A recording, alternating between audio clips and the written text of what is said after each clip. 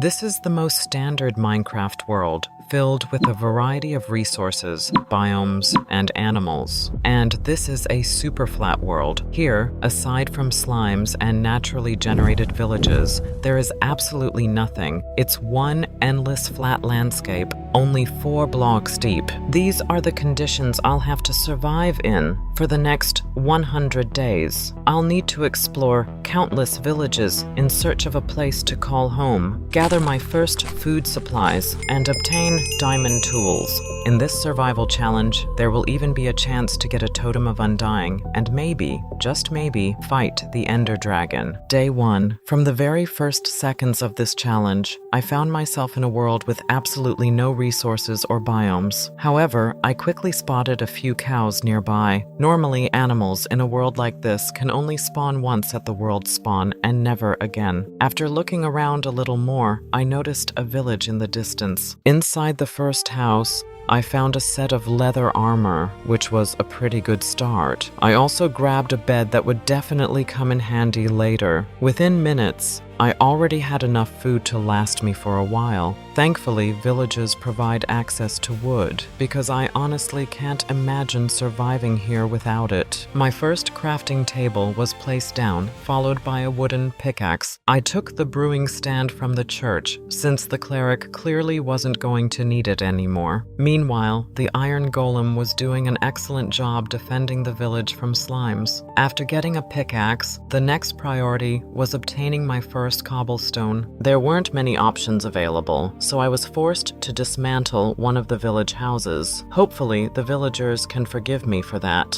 By the end of the day, I already had a stone pickaxe and a stone sword in my inventory. Day 2. The morning started with a surprise creeper explosion. Clearly, caution in hardcore mode is not my strongest skill. Once the monsters were gone, I could safely continue gathering resources. For now, villages were my only source of materials. With a small supply of wood and stone secured, it was time to keep moving. Unexpectedly, I discovered a pillager outpost. I've never seen so many pillagers gathered in one place before, and getting any closer seemed like a terrible idea. This isn't a completely standard superflat world either, because besides villages, outposts, and even strongholds with end portals can generate here. By evening, I had already reached another village that had cows, although, for some reason, they had mysteriously disappeared. I also found a great opportunity to get my hands on a few iron ingots. Day 3. The villagers in this settlement were incredibly generous and gifted me some carrots. Now that I had both resources and food, it was time to start thinking about where I wanted to settle down. I wanted to find a village that truly felt like home. Along the way, I discovered a ruined nether portal and my very first golden apple. Using my iron, I crafted a bucket so I could collect some lava. After that, I carefully explored another village, searching for anything unusual. Day 4. A new day meant another village. I quickly realized that coal would be a major problem here, so I started collecting every torch I could find for future lighting. This village had a stable and a decent supply of hay bales. I spent most of the day gathering iron for future tools. That night, I came across a village with a librarian and several bookshelves. Day 5. My inventory was completely full, and it was time to find a place where I could finally settle down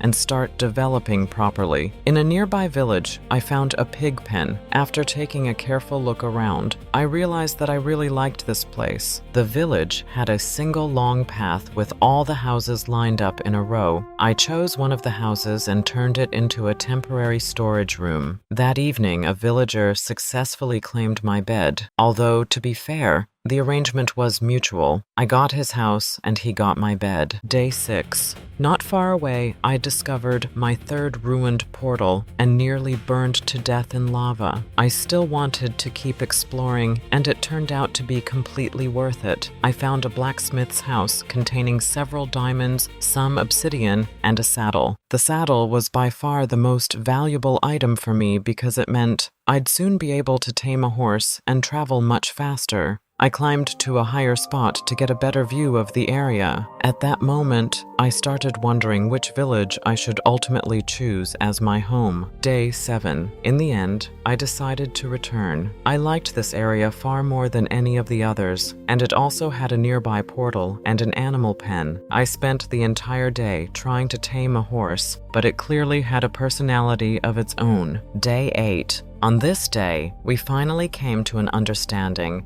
and the horse agreed to become my personal mode of transportation. While exploring the area, I found another pig and tried bringing it back to the pen. One of the slimes clearly wasn't a fan of that idea. After a long series of adventures, it was finally time to build something useful. I decided to make a cobblestone generator. I built it inside the church because the area was mostly stone, meaning nothing would accidentally catch fire from the lava. The first attempt ended in disaster, and my lava source turned into obsidian. Later that evening, I took a risk and headed toward the portal. As it turns out, doing that on horseback is surprisingly safe. Day 9. I spent the entire day and night mining cobblestone. Day 10. I now had a small supply of resources, and it was time to start thinking about defending my village. The simplest solution was to surround all the houses with a stone wall. Before that, though, I needed to build a lookout tower. I roughly marked out where the wall would go and got to work. Within minutes, I realized it wasn't going to be nearly as easy as I had expected. The slimes quickly noticed me and seemed determined to help in their own way. By the end of the day, I had completely run out of cobblestone and urgently needed to gather more. Day 11. By this point, most of the wall was already finished, and only a small section on the left side remained.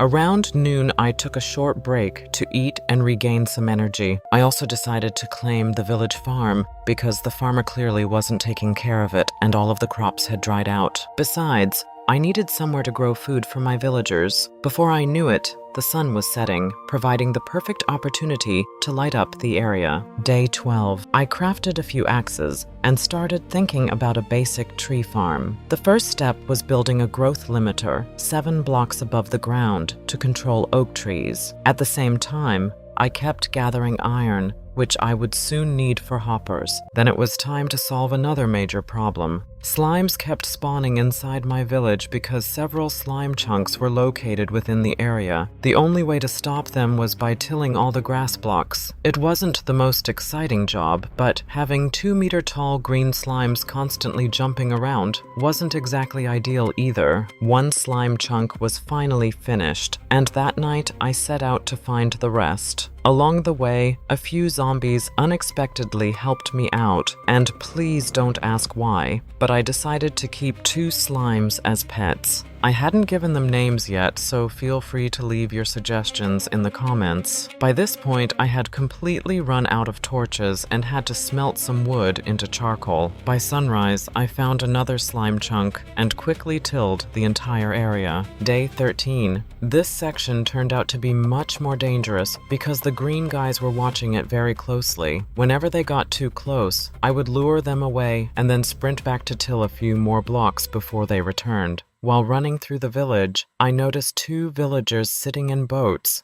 That meant it was time to catch some new pets. As night fell, I lit up the tree farm because skeletons kept spawning nearby and interrupting my work. On the right side of the village, I discovered 2 neighboring slime chunks, which meant clearing them would take much longer. One thing I noticed was that this job became much easier at night. Since hostile mobs were spawning outside the village, far fewer slimes appeared inside the area. Day 14. Most of the work was already behind me, and only a small section remained. By now, the slime seemed to be gathering an entire army, so I had to be extremely careful. Wanting a change of pace, I headed over to the tree farm for a while, but when I returned, I was greeted by a very unexpected surprise. It turned out that the village iron golem and my new slime friends hadn't exactly become friends. In fact, he had relocated them entirely. I restored some grass blocks near the boats so more slimes could spawn there. That night, a heavy rainstorm rolled in, and I decided to call it a day and get some sleep before the next adventure. Day 15. The farming project continued, and it became clear that it would take far longer than I had originally planned. I invited one of the slimes into my village, though he had absolutely no idea why. A minute later, my pets were finally back where they belonged. This time, however, I made sure to protect them by surrounding the area with a stone fence. I harvested some wheat to bake bread because my food supplies were disappearing surprisingly fast. Then, out of nowhere,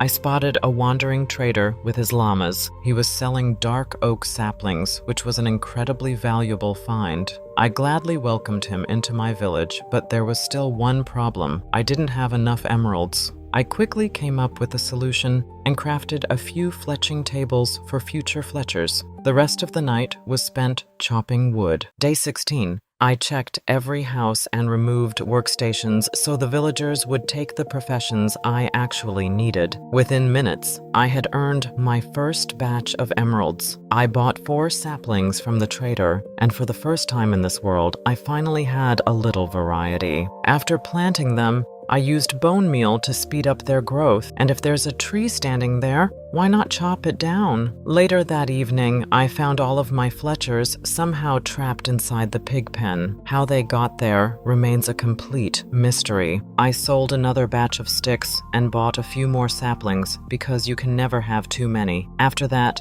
it was finally time to relax and enjoy the sunrise.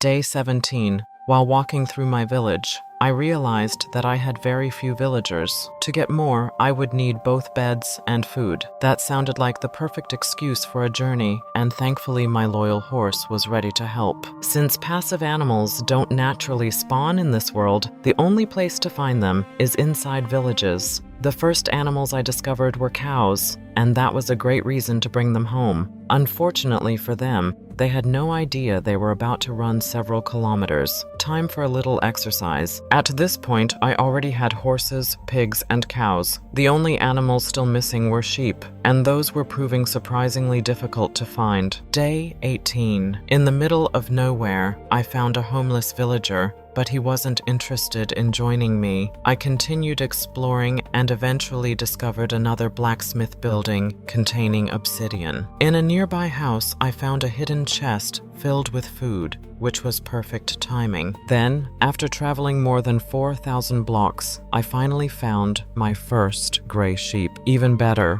right beside it was a white horse standing in a pen. I decided to test my luck and try taming it, and surprisingly, it only took a few moments. Day 19. With the sheep secured, I continued my journey. 500 blocks later, I came across another village with a librarian. Another 500 blocks after that, I discovered a pen full of sheep. I decided to leave the gray sheep with the villagers and started heading home. As it turns out, sheep are far more resilient than they look. I spent the night in one of the villages along the way. Day 20. The next morning, I noticed one of the sheep was missing and immediately ran off to search for it. Luckily, it hadn't wandered very far. From that moment on, I kept a very close eye on both of them for the rest of the trip. After returning home, I quickly moved them into a pen. At that moment, I realized my village was starting to feel a little crowded. After checking my chests and discovering that I was completely out of food,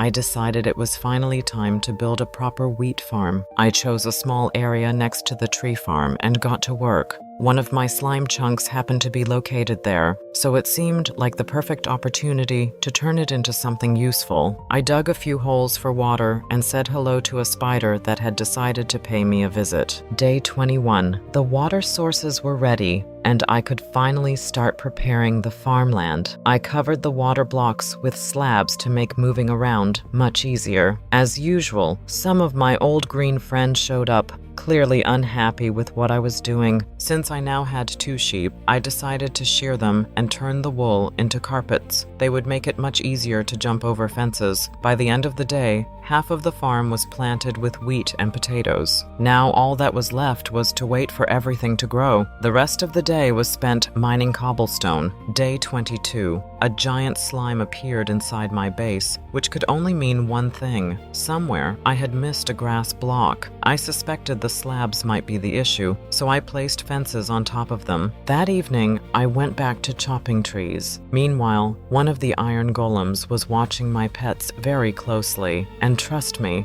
this was definitely not a situation where introductions were a good idea. Day 23. I spent most of the day gathering wood, which I desperately needed for charcoal and torches. At night, I could finally walk around my village in peace while dangerous monsters roamed beyond the walls. Day 24. Skeletons spawning near the fence had started becoming a problem, so I dedicated the entire day to lighting up the surrounding area. By nightfall, I climbed up to my observation platform, and the illuminated village below looked surprisingly impressive. With security finally under control, it was time to start building something extremely useful, an iron farm. Taking advantage of the darkness, I captured a zombie and trapped it inside a boat. One farm wouldn't be enough, so I marked out a second location a short distance away. I immediately built a roof over the zombie to keep it from burning in the sunlight. Day 25. My new farm produced its first harvest. I already had enough seeds to plant most of the remaining farmland and significantly increase my wheat production. I also found a lost pig and, of course, returned it safely to the pen with the rest of the animals.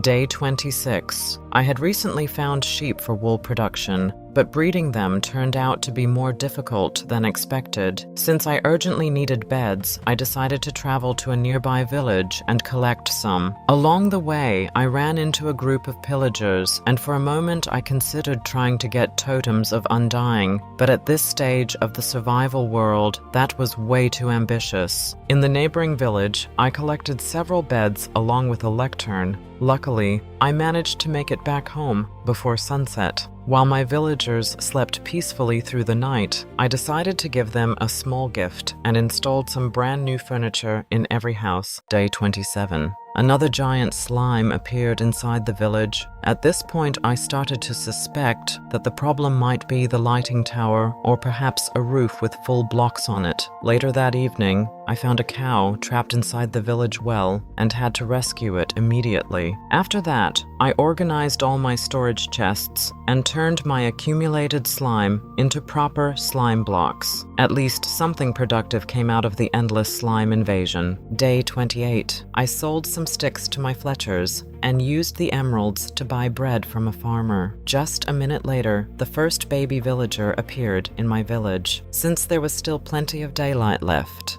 I decided to continue working on the iron farm. I finished the roof and, later that evening, placed water in the correct locations. At this point, both iron farms were nearly complete. All I had to do now was wait for more villagers to grow up so I could move them into position near the zombies. Day 29. For the farms to function properly, I also needed lava. So, together with my trusty companion, I headed to the nearest ruined portal to collect some. Using planks and sticks, I crafted a stack of signs for the farm design. That night, I returned to mining cobblestone because I had completely run out. As usual, every new project seemed to require far more resources than expected. Day 30. I harvested the mature wheat and carrots from my farm. While walking through the village, I noticed something unusual. My pet slimes seemed to be gaining more and more fans. Clearly, this situation was getting out of hand, and I would need to deal with it before my village turned into a full-scale slime convention. Day 31. 3 new villagers had finally grown up, and now I could guide them to the iron farm using job site blocks. They followed the workstations surprisingly well, and the process went much faster than expected. I replaced the lower blocks with composters and thought everything was going smoothly. Unfortunately,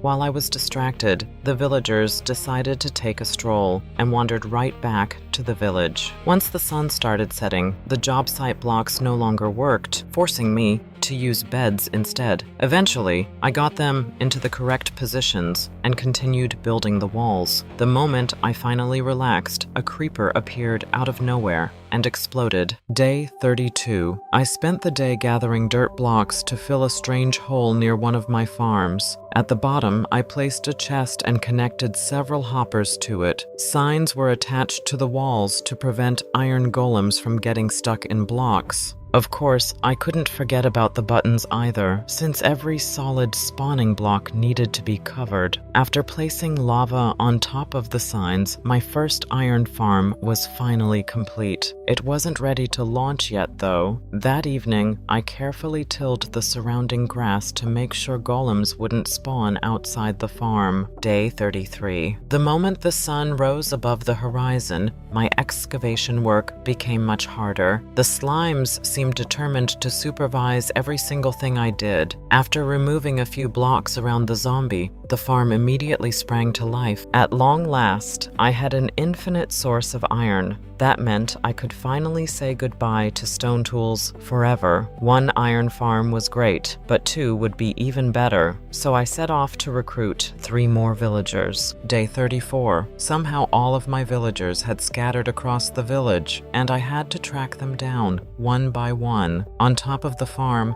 I placed water, lava, and plenty of buttons.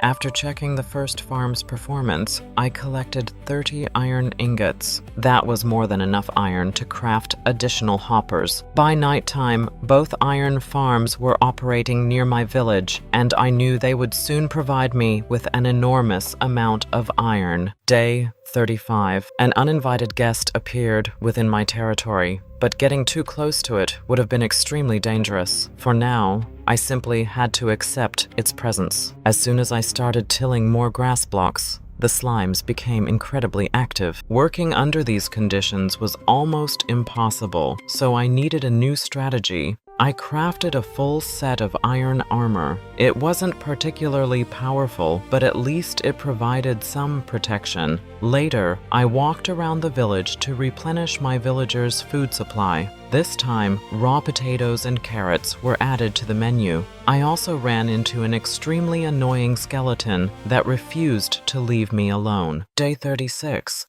I tried luring the slimes as far away from the farm as possible, but even that barely helped. There were simply too many of them that day, and I couldn't till more than a few blocks of land. During the night, I focused on lighting up the surrounding area so I could safely travel to the farm. While looking over the village, I realized that progress was happening very slowly. Still, small improvements were beginning to show. The rest of the night was spent chopping trees. Day 37. Meanwhile, a couple of newly spawned iron golems decided to pay a visit to my slimes. Soon after, a massive thunderstorm rolled in. Day 38. After every night comes a sunrise, and with this one came another wandering trader. Unfortunately, he had nothing valuable to offer. At this stage of the survival challenge, it was time to start thinking about upgrading to diamond tools. So I assigned one villager the toolsmith profession. I bought the first stone tools he offered and immediately threw them away. The next step was trading iron, which turned out to be both fast and convenient. After checking one of the farm chests, I discovered another problem. The villagers occasionally stopped panicking, which meant the golems stopped spawning. I temporarily blocked off the zombie and restarted the farm.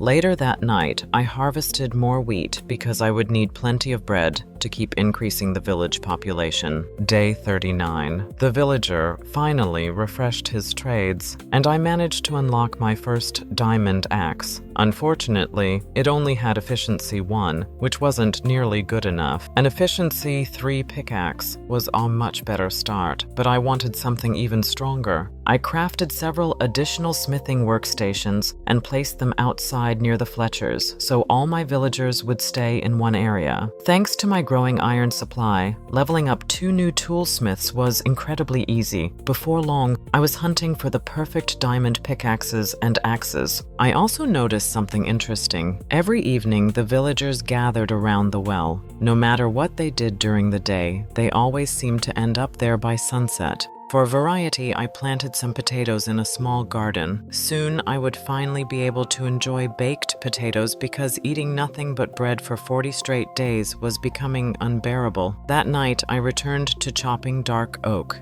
If I wanted diamond tools, I would need a ridiculous number of emeralds, and emeralds meant sticks. Day 40. The Fletchers were more than happy to trade, though discounts were apparently out of the question. One of the new toolsmiths offered an efficiency 2 axe, and I was completely caught off guard by that. With 2 full stacks of emeralds in my inventory, I decided to buy it. Later, I checked one of my iron farms and discovered that it had stopped working again. I repeated the usual reset procedure, and a golem spawned immediately. That was concerning because iron farms are normally supposed to run continuously and efficiently. Day 41. I observed both farms from a distance, hoping to figure out what was causing the issue. For 5 straight minutes, everything worked perfectly, so I decided to spend the day chopping wood for sticks. Over time, I had collected 40 dark oak saplings. At this point, I had enough to grow an entire dark oak forest right inside my village. Day 42. Another chest inspection revealed only 3 iron ingots in the first farm, while the second one contained 40. After leveling a villager all the way to master, he rewarded me with yet another disappointing pickaxe.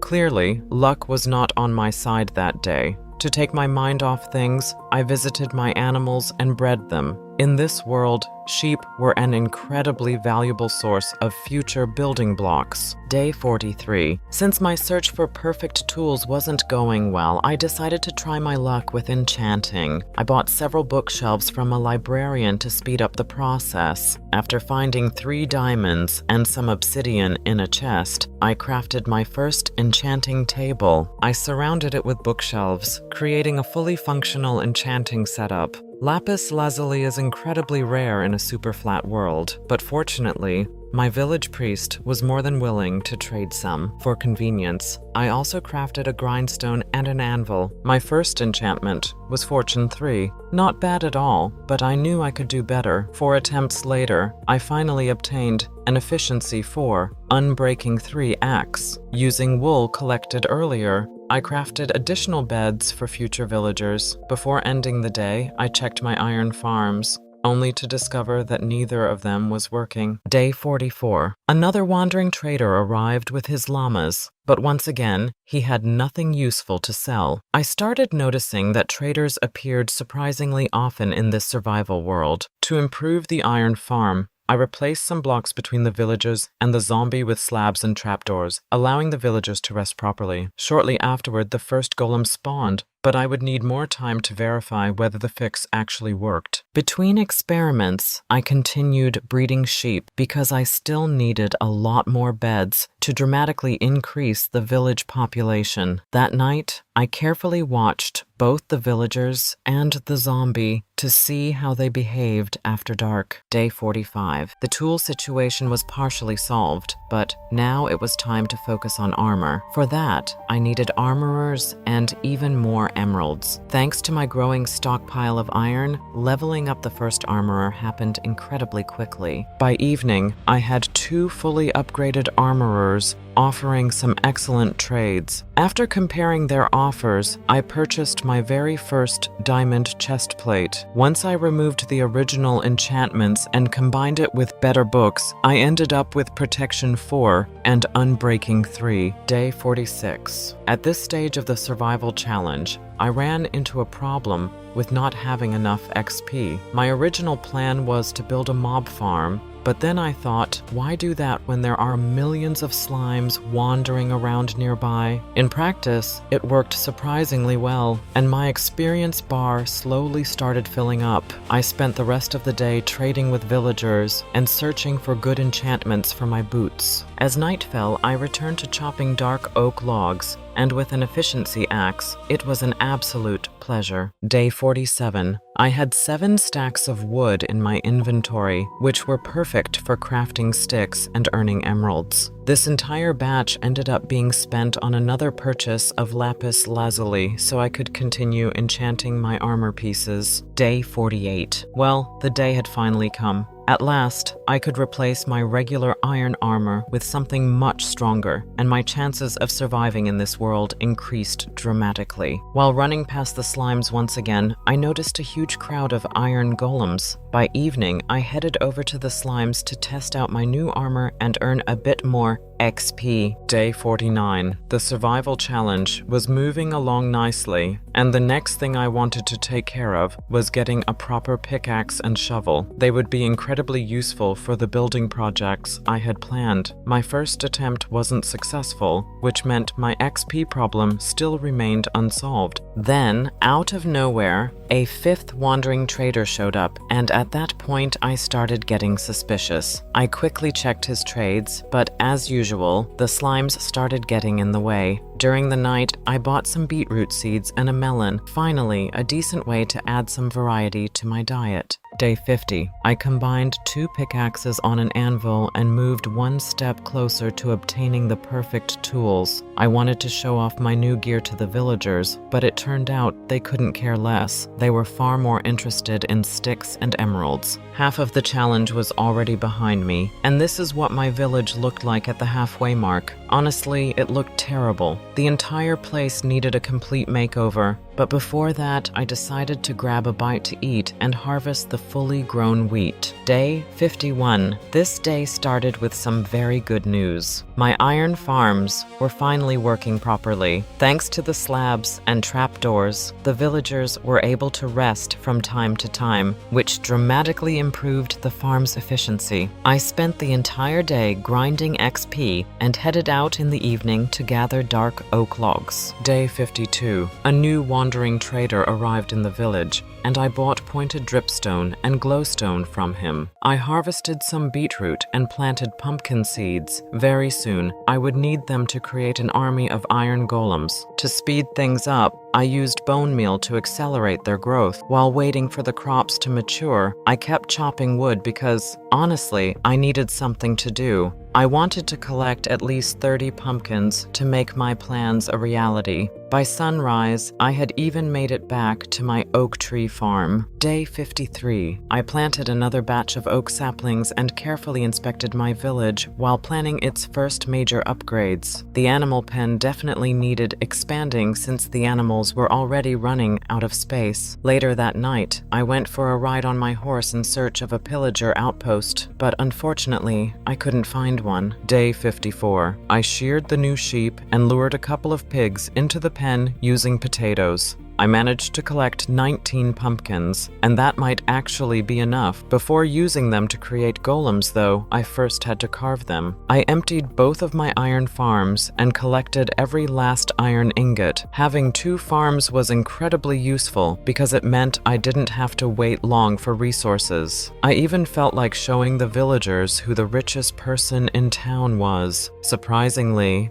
they barely reacted, although one of them seemed slightly interested. Using iron and planks, I crafted a shield. Without it, the journey ahead would be nearly impossible. Once I gathered everything I needed, I set off beneath the moonlight and the stars. Day 55. The adventure continued, and now my goal was to find the nearest pillager outpost. I already had decent armor and tools, but it was probably time to start thinking about totems of undying as well. Besides, taking a break from the daily routine and fighting some pillagers sounded like fun. After traveling several thousand blocks, I finally reached my first outpost. Even better, there was a village nearby, which would be a huge advantage in my situation. Day 56. Some of the villagers needed to be moved into shelter because fierce pillagers and evokers would soon be arriving. The slimes were becoming a serious nuisance, so I created my first iron golem to keep them distracted. These golems would become the defenders of the village and my greatest allies in the battle ahead. I spent a long time thinking about how to make things even safer,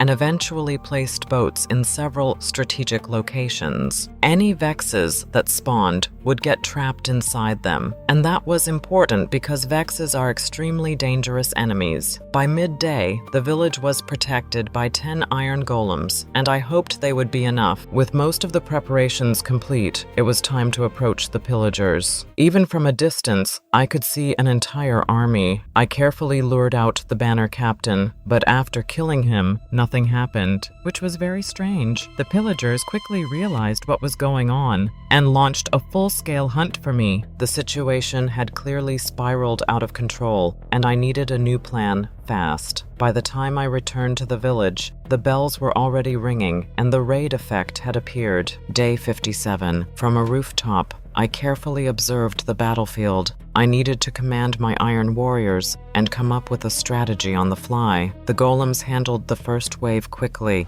leaving only 2 pillagers for me to finish off. The second wave didn't last long either. Soon witches began joining the attack, so I had to take a more active role in the fight. By evening, things became much more serious as ravagers and evokers entered the battle. The boat traps started doing their job and captured some of the first raiders, but this was only the beginning. Without wasting any time, I gathered more wood and crafted additional boats. My golems fought bravely, and I healed them with iron ingots whenever they got damaged. During the night, regular hostile mobs joined the chaos, though they didn't affect the outcome very much. Finally, the first evoker appeared on the horizon, though not for long. My first totem of Undying landed in my inventory, and that alone felt like a victory. But the battle was far from over. When the Vexes arrived later that night, I have to admit, even I got a little nervous. Meanwhile, the boats were no longer filled with just pillagers. Zombies and creepers had joined them as well. Unfortunately, not all of them could be saved.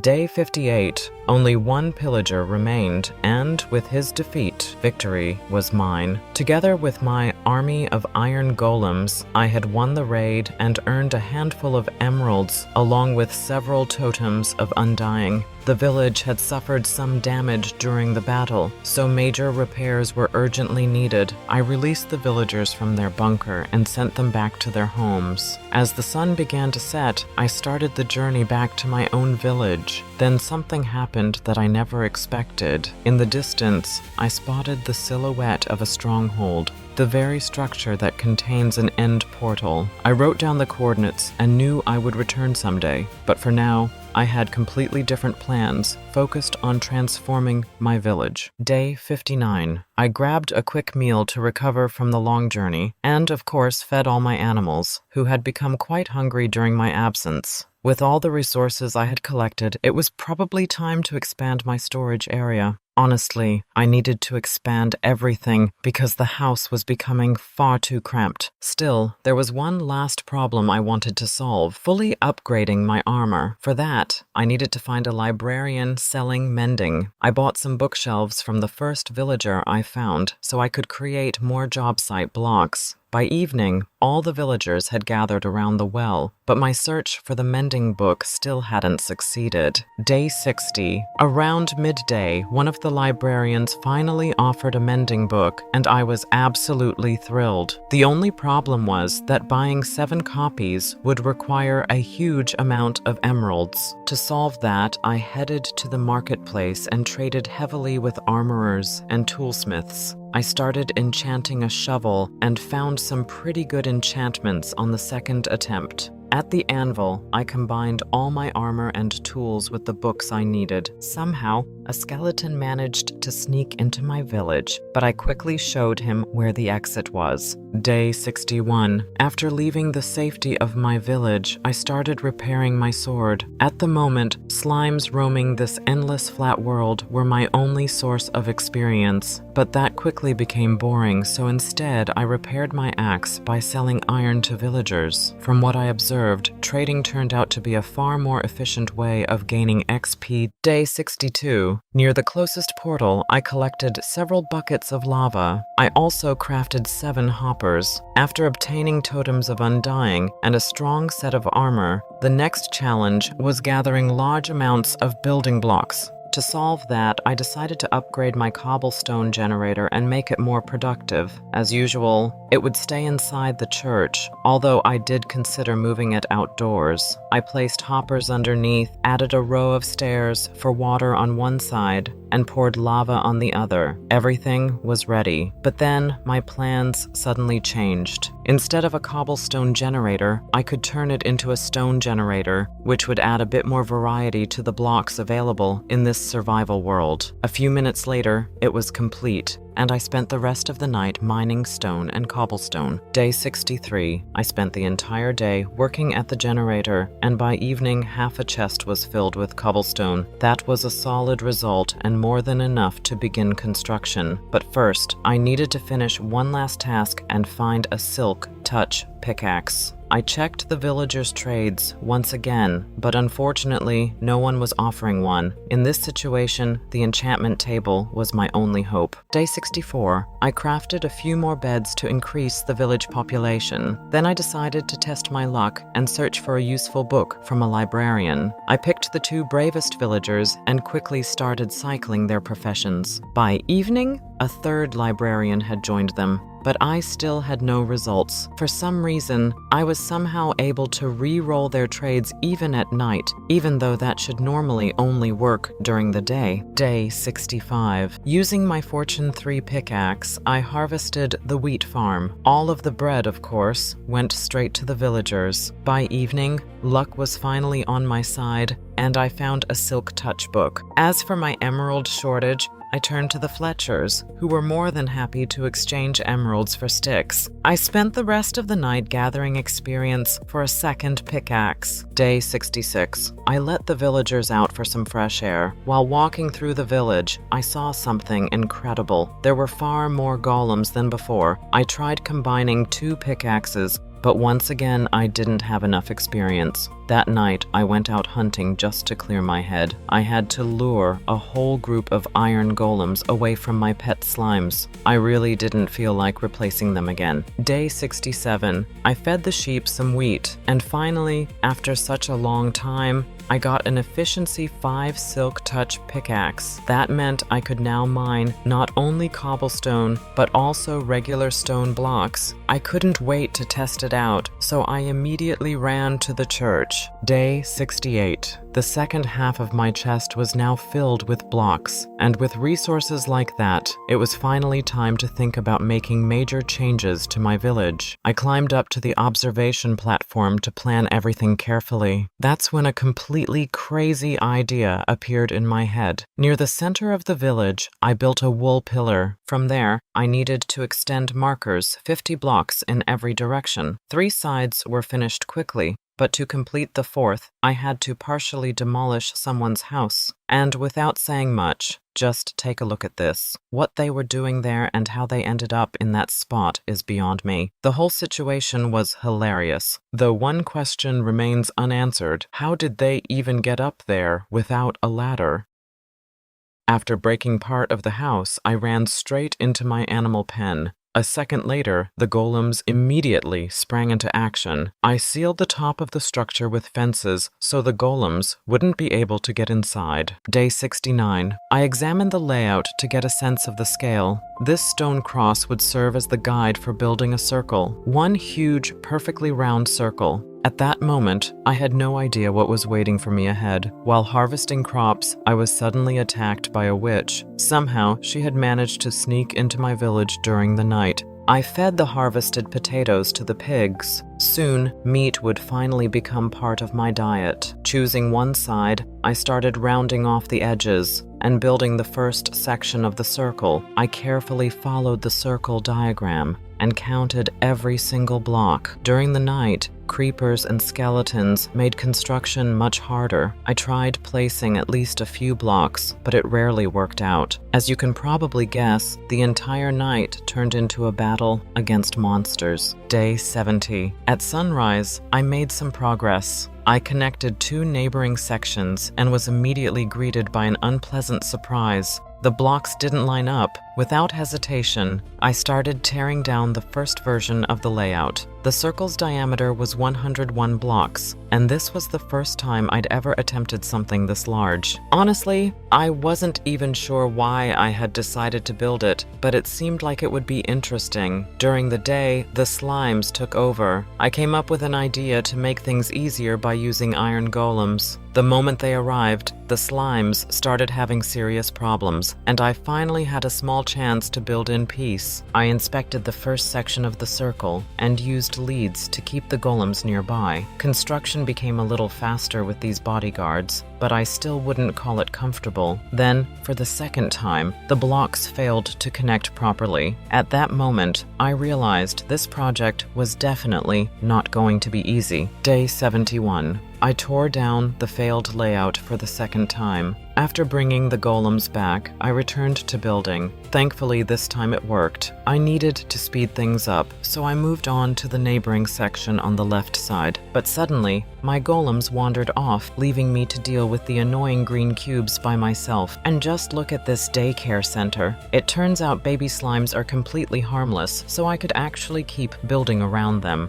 At sunset, I carefully counted the measurements of the first section, because that was where most of the mistakes had happened. Later that night, a heavy storm rolled in, forcing me to return to the village. Day 72. Half of the circle was complete, but only half. I had a clear vision of what this place would eventually look like, although the scale of the project probably needed some adjustments. Either way, there was no turning back now. I had to finish the first stage of construction as quickly as possible. A minute later, an entire army of slimes attacked me, so I simply ran away to lure them as far from the construction site as possible. Part of the layout intersected with my original fence, which meant I had to tear it down. This side was finished in just a few minutes, and I had already memorized the exact block pattern. One final stone block, and it was done. If you've ever wondered what a 101 block diameter circle looks like in Minecraft, here's your answer. The area turned out massive, but for my purposes, I only needed the central section containing the village. The next step was lighting up the entire area, because soon this outline would become a full-scale wall. Thanks to my strong armor, placing torches was actually quite comfortable.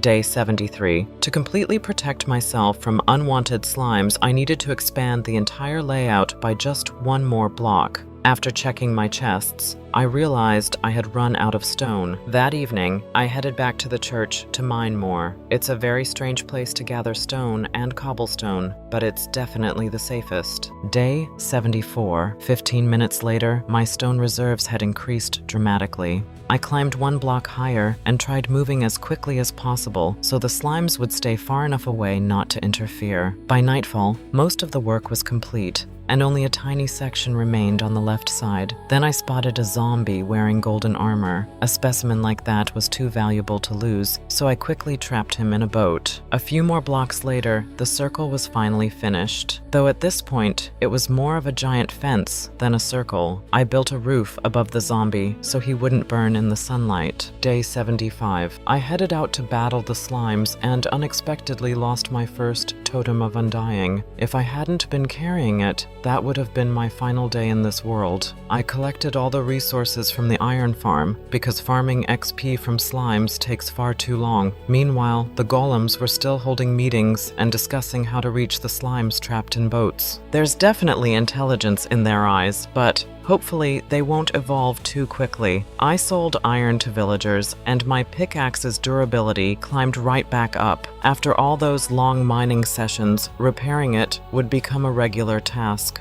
While staring at the animal pen, one of the sheep made it very clear that they needed more space. So I crafted a dark oak fence and started expanding the enclosure. I could also use more wool blocks, so I sheared several sheep. Then I began demolishing the villagers' first house. Yes, while they slept, their home slowly disappeared around them. Day 76. A minute later, I was standing on the roof of the second house. Everything had to go if I wanted to build a new and improved version of this village. At this rate, only one empty chest rest remained in my storage room, so expansion was becoming necessary. Some villagers somehow ended up inside the animal pen, and honestly, no commentary is needed for that. By evening, I reached one of the largest buildings. All that remained were the floor and a few beds, so the villagers could still sleep. Day 77. Another wandering trader arrived. I've honestly lost count of how many I've seen by now. This one, however, had something extremely valuable: sugarcane.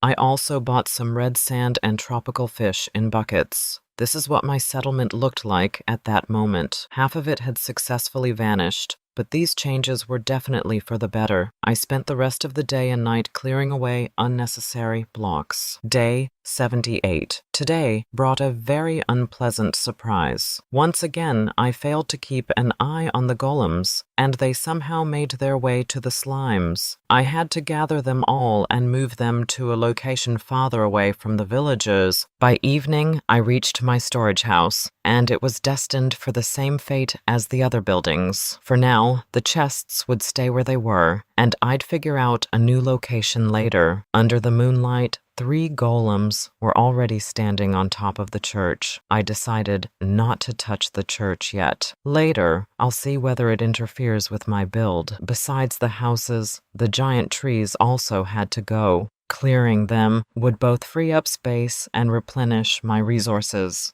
Day 79. Creepers and zombies visited me constantly throughout the night. That meant it was time to inspect the newly formed dark spots around the area. Meanwhile, one of the golems was amusing himself by playing with baby slimes. I brought back 2 new slime pets, though I'm not sure how long they'll survive. Later that evening, another trader showed up, and at this point, I'm convinced they have some secret headquarters somewhere. I bought jungle tree saplings and mushrooms from him. During the night, I harvested crops from my farm, and somehow, the zombie in golden armor had turned into a cat. A very unusual event, but strange things happen in Minecraft. Day 80. A powerful thunderstorm rolled in, and it was honestly a little intimidating. Most of the area was finally prepared, and I started laying out a cobblestone outline. In the center of the circle, I needed to build a square that would serve as the reference point for my future house. Day 81. After thinking everything through carefully, I decided to mark out a 40 by 40 block area, but after looking at it from above, I realize it's way too small. So I increase each side by another 10 blocks. I also remove the remains of the old fence that once protected my village. The left side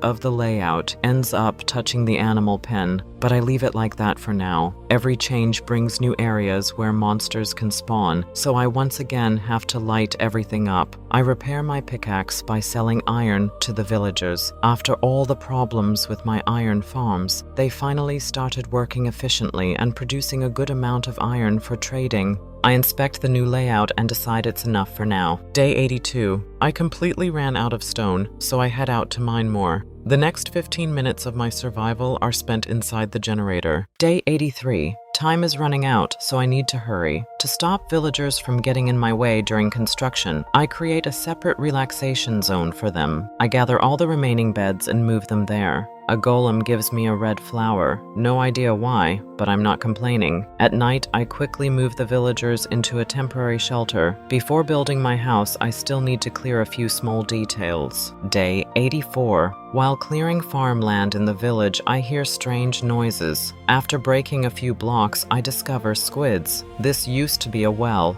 and apparently they managed to survive here. Using the mined stone, I craft stone bricks and start laying out my house. On the right side, I measure out blocks for the main entrance and 2 towers. This will be a castle, my small castle. It might end up very simple, if it even gets finished, since only 15 days are left. I also mark out space for the main storage area for chests. Day 85. On the left side near the church, I plan a small trading area for villagers, like an open-air market. The basic layout is done, so I start removing old cobblestone structures. I also demolish the first version of the left tower and move it slightly to the right. At night, a few zombies visit my construction site, almost like they're inspecting it. I politely ask them to leave. The build looks strange, but it's only a draft. Day 86. I move the castle walls inward so part of the towers sticks outside, making it look more natural. I outline the main storage area with 2 small towers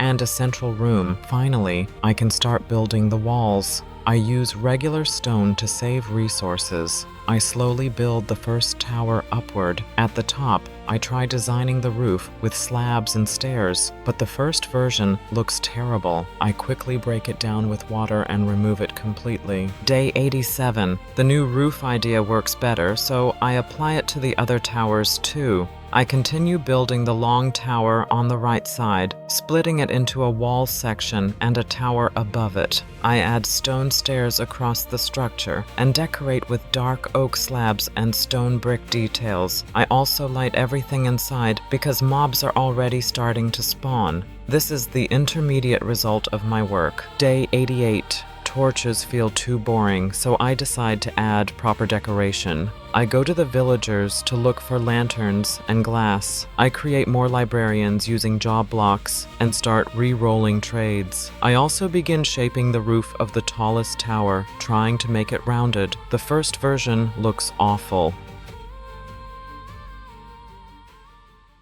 I quickly destroy it with water again, and by morning, there's nothing left of the roof. Day 89. I realize my mistake and shrink the top section of the tower. Now, it's a 3x3 structure, making it easier to build a simple roof. I add glass panes inside oak frames and rebuild the roof design. This time, it looks much better. I start building the storage room walls at night, still collecting stone whenever I can. I also think about window decorations using stairs and fences.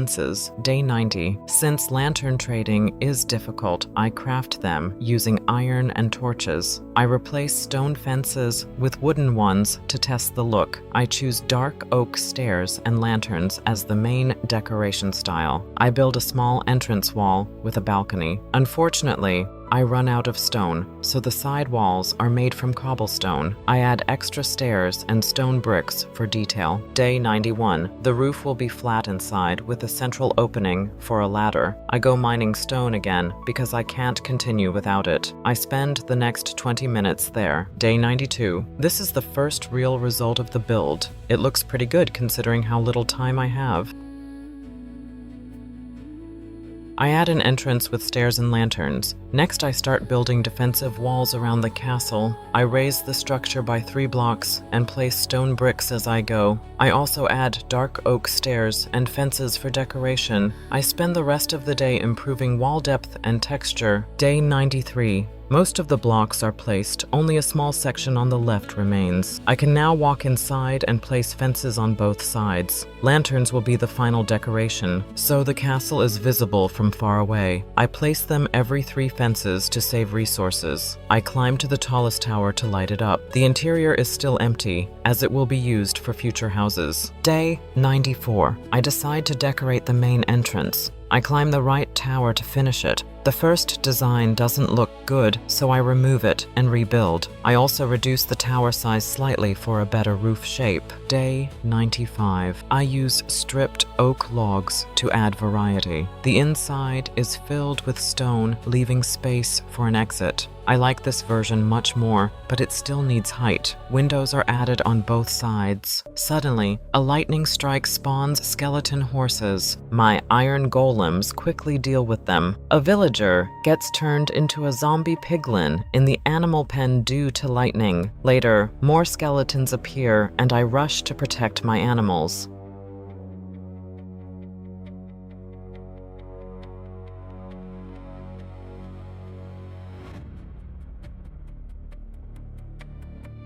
After the storm ends, I return to building. Day 96, I build a simple roof and observation platform, then mirror it on the other side. I remove the enchanting table and anvils. I don't have time for a trading zone anymore, so I focus on walls and structure depth. I also start turning farmland back into grass using a hoe. Day 97, I try controlling slimes with heavy lighting, but it doesn't work, so I decide to trap them in a pen instead. I lure all the slimes into one place and close them in. It won't last long, but it looks funny. I gather oak logs and start planning a small tree farm inside the castle area. Day 98. I use a shovel to build paths inside the castle. I mark positions for houses using stone bricks and start building 4 small houses. The frame is stone and walls are dark oak. I work as fast as possible since time is running out. I add cobblestone stairs to the roofs for detail.